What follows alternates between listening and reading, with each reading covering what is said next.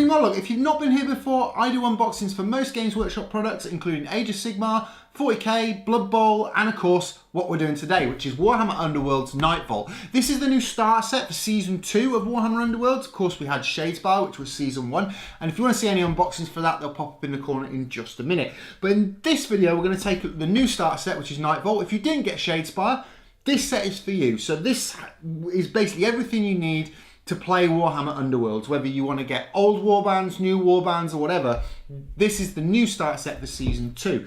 So inside here you get the Briar Queens, which is one warband, which is from the Nighthaunt, and of course you get another Stormcast one, which is Stormsire's Cursebreakers. So you get 10 figures in total inside. A load of new cards, rule books, and I do believe in this edition there is a new magic mechanic, which I don't know anything about yet. And I'll let you know what I think of it at a later date when I actually get a chance to play the game, because obviously it's still in the plastic. I don't know if you can see that on there. So let's get into Warhammer Underworlds Nightvault. I've already taken the plastic off and had a little look inside just to make sure everything's there, but let's take a look inside Warhammer Underworlds Nightvault. So in Shadespire, I played the dwarves quite a bit and really enjoyed them. I'm looking forward to playing them in this new version, to see how they fare against the new warbands. But let's take a look inside. So first off, you've got the rulebook.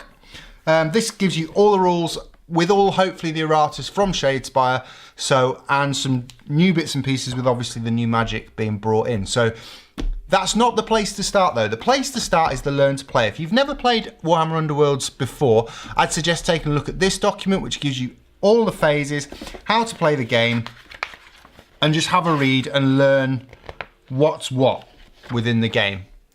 That's the place where to start. To find more advanced rules and the more advanced bits and pieces, then head to the rulebook. But if you're brand new to the game, I'd suggest looking at the Learn to Play. Of course, you've got the how to put your models together part, which is just one double-sided leaflet for both warbands.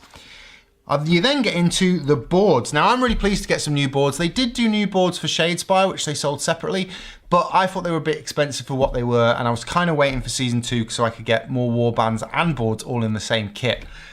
So in this version, though, these boards have areas on them marked in red. Now, obviously, you had the obstruction areas, which are from Shadespire, if you've played before. But you've got these new areas marked in red, and therefore some new models which they've actually brought out, which are more terrain pieces for Nightvault. Now, I'm really looking forward to getting them. They will be unboxed in the future on the channel, so look out for those. But I'd also be interested in how they affect the game. I haven't read any of the documentation of this yet, so I'll be really interested to see how that works. But that's one side of the board, and that's the other for the first board. And then you've got the second board, which again have these spaces for sort of models and obstructions and so forth, and there's two red ones for obstructions there. So those are all the boards that you have. So you have 4, even though it's 2 double-sided. This obviously will add to my collection of boards, which I'm really pleased about. Now, if you've not played Shadespire and you're going to get this brand new, this does come with all of this bit, which is all the tokens you'll need to play the game. So that includes the turn counters on this one, glory points, your objective markers, pit traps, I believe they'll be. I don't know what this is. I'm still question marking myself around that one. All the wound tokens you'll need. And then, I mean, I'll just be adding to the ones I've already got, which is great. I don't think that's a bad thing. Especially they're easy things to lose. So that's pretty much all the boards you get inside the box. You get a sample chapter for Josh Reynolds' novel, Shadespire the Mirrored City. If you're a Black Library fan like I am, I love picking these up, having a little read and deciding whether to buy the book. But that's something which is really nice that they've put in there. Now we're on to the interesting bit, the bit you guys like, the models. So let me just move the boxes out of the way so we can see the models a little bit more clearly. So first off, we've got the Briar Queen and her guys. Obviously you get 7 guys in that unit, in that warband. I've read online that some people have found these rather fragile to take apart. So that's one side of the sprue, and there's the other. I think they're still beautiful models. They're in the same colours as the Sepulchral Guard was, which obviously is what they're doing. They're keeping the colours the same. Obviously, you don't have to paint these. If you're a brand new player to a war game or you're trying to get your kids into it and they're not really wanting to paint them, you don't have to. You can pop these together as are. I will paint mine. I'm almost finished with Season 1 Shadespire stuff, but not quite there yet. But that's how they look. That's the Briar Queen. Next, we have the Stormcast Eternals, which are in blue, much like they were for the other Stormcast Eternals we've had across Shadespire. These guys actually use magic, which I'm really interested to see how that is played in the game. I've still yet to read the rules, but I'll give you guys some feedback on that as and when. Next we have, if I bring back the box, the 3 decks. Now obviously with Shadespire they gave you 2 starter decks, and they've done the same with Nightvault. So you've got the Thorns of the Briar Queen and the Stormsire's Cursebreakers decks. These are a really good starting point for any new player. They also give you the extra cards, which will allow you to make these better, but I would suggest starting with those, go through the Learn to Play and learn how to use these decks first before adding extra cards. But they're the 3 decks you get. Again, more dice, which is never a bad thing.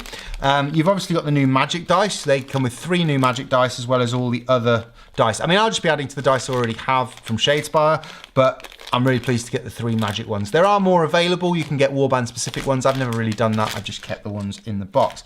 And then finally an advert and some baggies. So obviously all your tokens can go on the baggies and an advert for Age of Sigmar.